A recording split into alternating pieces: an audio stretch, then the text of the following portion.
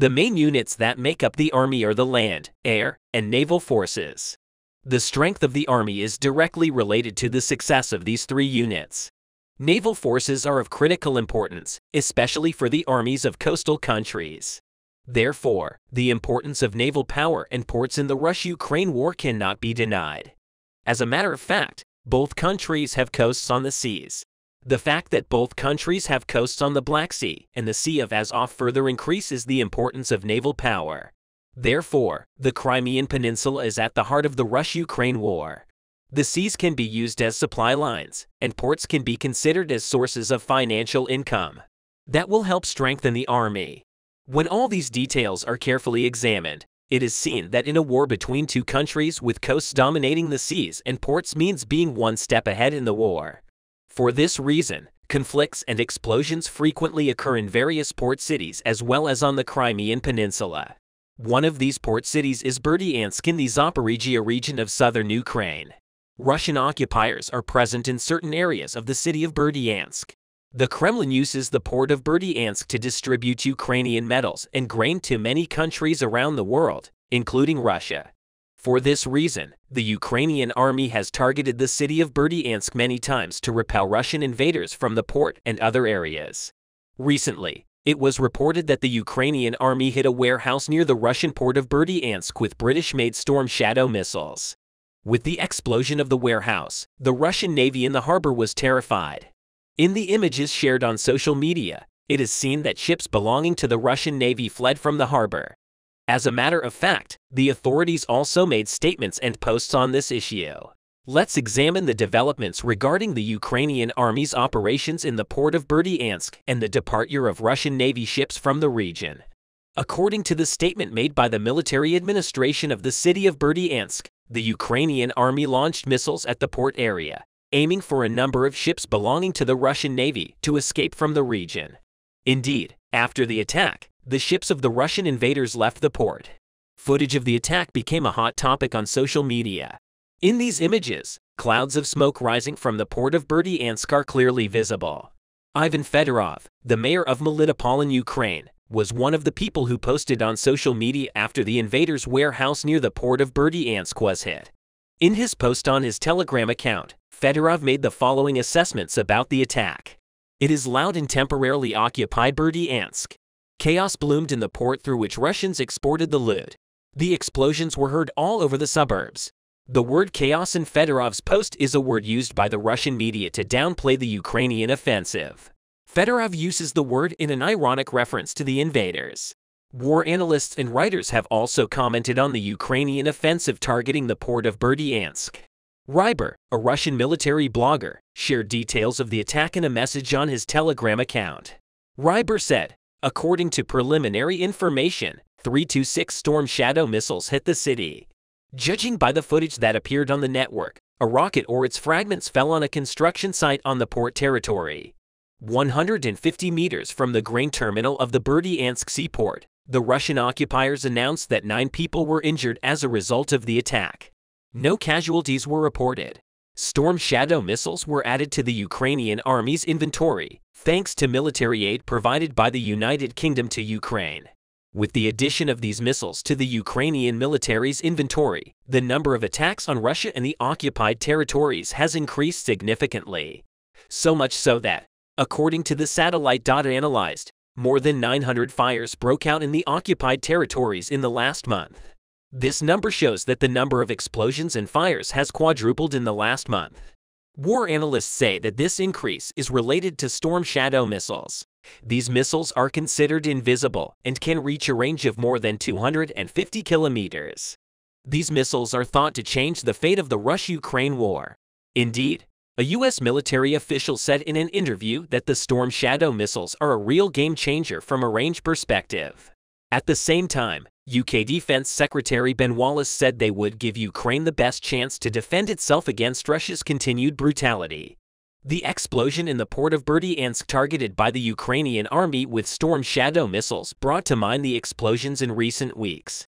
The Ukrainian army targeted the military bases of the occupiers in the village of Novopetrovka, near Berdyansk. The Himig and Vesna recreational facilities used by the occupiers as military bases were blown up in this attack. These attacks clearly demonstrate the determination of the Ukrainian army.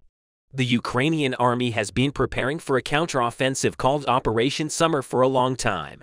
Ukrainian leader Zelensky has repeatedly stated that the military aid packages announced by the West and Europe must be delivered to the country as soon as possible in order to carry out this attack.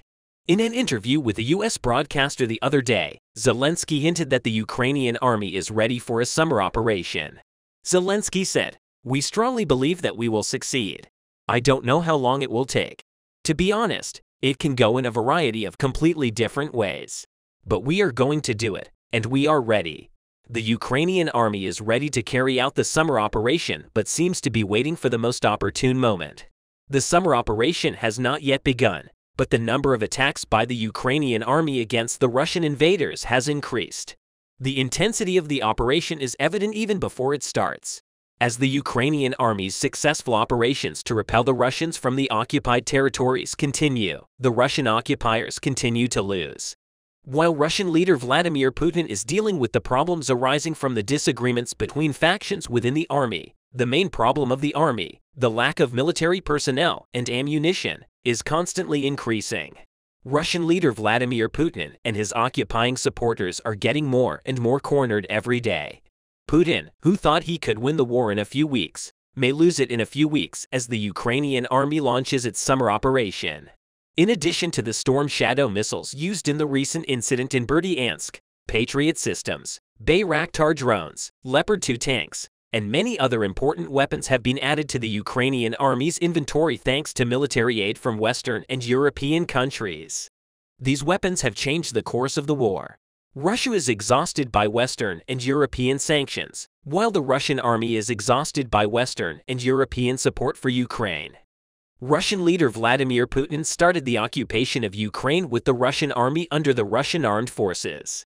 But the Russian army was insufficient against the Ukrainian army because the Ukrainian army became stronger thanks to the military aid from Western and European countries. With the start of the occupation, with this age, the Ukrainian army, which has the latest weapons, military vehicles, and modern equipments, has repelled the most of Russian invaders from their lands. Russian leader Vladimir Putin had to do something about this setback. Putin involved the Wagner Group military company operation in Russia in the invasion of Ukraine a few months after the start of occupation. Wagner Group soldiers began to serve in the occupied territories, while Putin wanted to gain power. With this move, he lost more with this move because the Wagner Group could not harmonize with the army. Along with the Wagner Group, Chechen soldiers loyal to Kadyrov also fought on Russian side. The disputes between these two groups constantly increased. The Wagner Group soldiers did not listen to the commanders of the Russian army and insulted the Chechen soldiers because of their race and beliefs. As the conflicts in the Russian army increased, so did the casualties at the front. Two major developments have taken place in recent days. Wagner Group leader Yevgeny Prigozhin announced that they were withdrawing from Bakhmut that the Russia had lost in Bakhmut. In addition, in a video released by Prigozhin, a lieutenant colonel in the Russian army admitted that he ordered his soldiers to attack the Wagner Group. The problems within the Russian army are increasing day by day. VAR analysts predict that a civil war could break out in the Russian army at any moment. Let's analyze the situation within the Russian army through the latest developments. Wagner Group leader Yevgeny Prigozhin announced in recent weeks that they will withdraw from Bakhmut. Bakhmut is undoubtedly one of the most intensely fought areas in the Russian-Ukrainian war, and Russia has been deployed mostly Wagner Group soldiers in this region. Therefore, with the withdrawal of Wagner troops from Bakhmut, the Russian army's losses have increased. Prigozhin said that the settlements of Brega, north of Bakhmut, was taken by Ukrainian forces the other day, which was shameful. Prigozhin said after developments in Brega when the chief of the general staff and showgirl regrouped on a stood along the Bayevsky Reservoir, they were talking about how it was to protect the village of Brega because it was very advantageous position. So advantageous that everyone was just bragging for them. Now part of Brega settlement has already been lost. Troops are running away quietly. It's shameful. The reason for the Wagner Group's failure to reach an agreement with the military undoubtedly began with the dismissal of Russia's chief of general staff, Sergei Surovikin. Prigozhin was close friends with Surovikin. The Wagner Group could easily obtain many of its needs, especially weapons and ammunition, from Surovikin. Therefore, the Wagner Group was getting stronger and stronger. But the situation drew Putin's attention, especially when Wagner soldiers announced that they had captured Solidar independently of a Russian army. This was the last point for Putin because this meant ignoring the army. It was also noteworthy that Prigozhin, together with Sorokin, turned against Russian Defense Minister Sergei Shoigu. War and political commentators interpreted the precocious behavior as an attempt to take over the Russian Defense Ministry. Following all these developments, Russia leader Vladimir Putin dismissed Chief of General Staff Sergei Surovikin and appointed Valery Gerasimov in his place. The Wagner Group suffered a major setback after this change because it could not overcome the lack of weapons and ammunition. So much so that Prigozhin posted a photo on social media account with the bodies of dozens of Wagner soldiers and blamed the Russian army. Prigozhin claimed that the soldiers had died due to the lack of ammunition and that the Russian army had failed to provide them with ammunition. With the withdrawal of Wagner Group from Bakhmut, some facts began to emerge. It is well known the Russian authorities are constantly hiding the losses and problems within the army, especially the attacks by the Ukrainian army. A video released the other day clearly revealed one of the problems within the Russian army. In the video, the Russian commander, who introduces himself as Lieutenant Colonel Roman Vnuvatin, commander of the 72nd Motorized Rifle Brigade, says that he ordered his troops to open fire on a convoy belonging to the Wagner Group. Lieutenant Colonel Vnuvatin stated that he gave this order out of personal displeasure. For analysts and writers have commented on Velvet's statements. According to these statements, a clash between the Russian army and Wagner was likely. As a matter of fact, Prigozhin claimed that Russian army had placed mines in the areas where the Wagner Group soldiers were to withdraw. One of those who commented on the video was Anton Grushenko, advisor to the Ukrainian Interior Minister, in a post on his social media account. Kravchenko said it seems that feud between PMC Wagner and Russian Liberal Army got on a level. The fact that a lieutenant colonel in the Russian army gave the order to open fire on the soldiers of the Wagner Group fighting for Russian army clearly reveals on the conflict within the army. At the same time, Chechen soldiers loyal to Chechen leader Kadyrov have started to attack Wagner Group. The reason for this attack was the problems that had been expressed many times before, but it was Prigozhin's word to the Chechen troops that led to the start of this attacks. Prigozhin explained that he was not sure what the Armada Special Forces of Chechen leader Kadyrov were doing in Ukraine.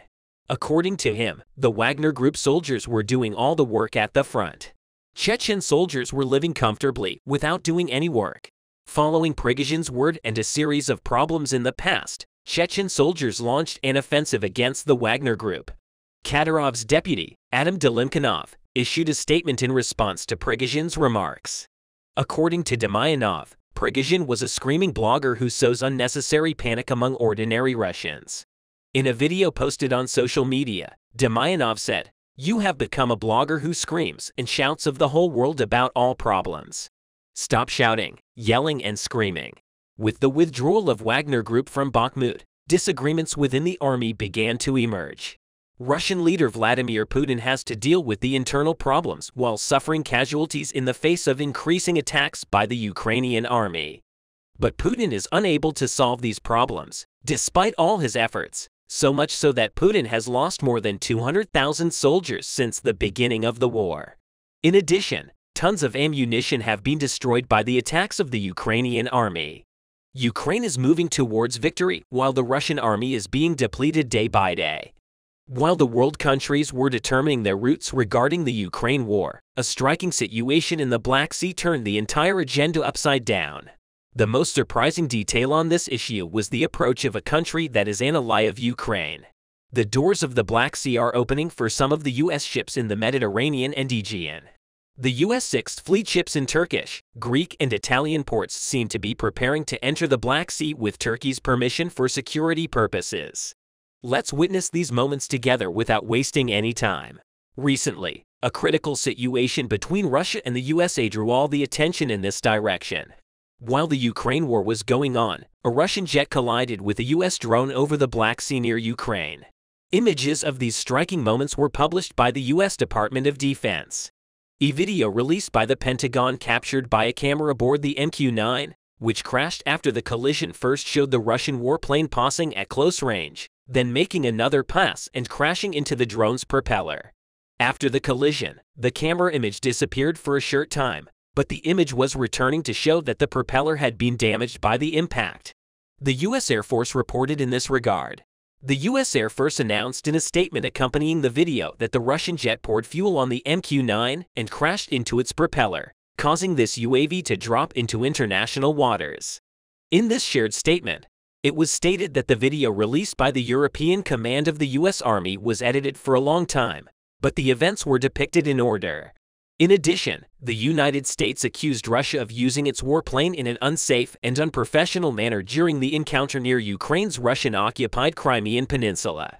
Officials from the U.S. European Command, on the other hand, asked the Russians to examine the intelligence benefits of drone flights against the escalation risks to the restricted area declared on the Black Sea. This situation caused unrest in the international arena.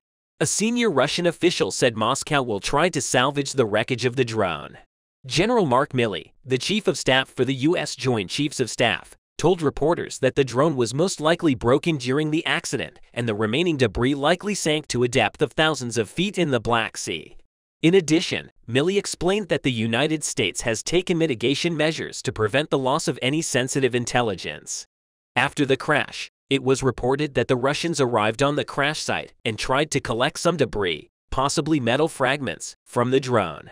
While the effects of this critical collision continue to grow, Turkey, which has assumed the role of mediator between Russia and Ukraine, announced that it will sign a strategic decision to prevent the crisis between Russia and the USA from growing. The expectations of the U.S. officials from Turkey in terms of security measures were that the Navy forces would pass through Turkey's straits and create a barrier in these areas against such situations as in the Black Sea. In short, the U.S. administration made such a request from Turkey in order to prevent such accidents or negligence. The Ankara government, on the other hand, did not let Washington, D.C.'s demand go unanswered and made a very admirable statement in order to clarify the situation between Russia and the USA and to prevent such an example from happening again. Turkey has stated that it's ready to allow U.S. troops to pass through the Bosphorus after the incident with the MQ-9 Reaper drone in the Black Sea. Information on the subject was announced by Hulusi Akar, Minister of National Defense of Turkey. In addition, the Minister of National Defense, Akar, stated that the Turkish government held various meetings after the Russian jet collided with the U.S. drone over the Black Sea. Hulusi Akar made his statements on this subject only one day after the Russian warplane hit the U.S. drone in international airspace over the Black Sea. In other words, Turkey had given direct signals that it would follow this issue closely. Akar added that Turkey is in favor of a reasonable solution to the incident. In addition, the Turkish Minister of National Defense on the question of whether U.S. ships will be allowed to pass through the Turkish straits, stated that the works continue in close communication with the Presidency of Turkey, the Ministry of Foreign Affairs and the Ministry of National Defense, and that the final results will be announced in the coming days. At the moment, the Turkish government has a positive view of the passage of U.S. ships in the straits with clear statements on this issue. In the coming days, the United States is expected to establish a security area in the Black Sea and to address the situation from all aspects. Currently, it is known one of the U.S. Navy forces, the USS George H.W. Bush aircraft carrier, is still in the eastern Mediterranean to take up a position for assistance upon Turkey's request. On the other hand, another critical move came from Turkey, which assumed the role of a mediator between the parties to the war. Minister of National Defense Hulusi Akar, in addition to the statements of the USA that ships will be allowed to pass through the straits in Turkey, stated that Turkey is in contact with the parties regarding the Black Sea Grain Agreement and that time is running out to extend the Grain Corridor Agreement. Akar added that the agreement enables 24 million tons of grain export and contributes to regional stability in line with the statements. Political officials in Turkey also stated that the extension of the Black Sea Grain Agreement would be very beneficial for everyone. For this reason, the Turkish government stated that it started negotiations with the idea of extending the grain corridor for another 120 days in accordance with the initial version of the agreement. Last July, Turkey, the UN, Russia and Ukraine signed an agreement in Istanbul to resume grain exports from Ukraine's 3 Black Sea ports, which were halted after the war with Russia and Ukraine that started in February 2022. Turkey had also made great efforts to have this old agreement accepted as soon as possible. Now, the Turkish government, which continues its efforts for the reenactment of this agreement, has proven to the whole world that it's trying to find a common way out, considering that this war between Ukraine and Russia has caused serious damage to both countries. To these efforts of Turkey, a response came from Russia as well. Moscow said it supports a 60-day extension to this landmark agreement. However, Ukrainian officials declared that Russia's position to extend the agreement by only 60 days contradicted the document. On the other hand, as this critical process continues, the Turkish government has also brought up its views on Russia's policies regarding the Crimean Peninsula. On the anniversary of the so-called referendum held in Crimea, Turkey reiterated its commitment to Ukraine's territorial integrity and that it will not recognize Russia's annexation attempt in Crimea. The Autonomous Republic of Crimea, which is part of Ukraine, was annexed by the Russian Federation 9 years ago in an illegal referendum and in violation of international law. However, Turkey has declared that the situation of the Crimean Tatars, the indigenous people of the peninsula, is always a priority for them, and that Crimea is part of Ukraine. Secretary for the National Security and Defense Council stated that some of those who organized a fake referendum in Crimea in May 14 have been released from prison, and that definite steps could be taken about this situation. We will see together whether the steps taken to find a solution to all these critical issues on the world agenda will have any impact in the coming days. But no matter what, the efforts of Turkey to eliminate these problems in the international arena will never be forgotten. On the other hand, Russia's ending this war it's waging in Ukraine and Eastern Europe, returning to its old calm and peaceful times, will be achieved much more easily, not only with the efforts of Turkey, but also with the approaches of the whole world on this issue.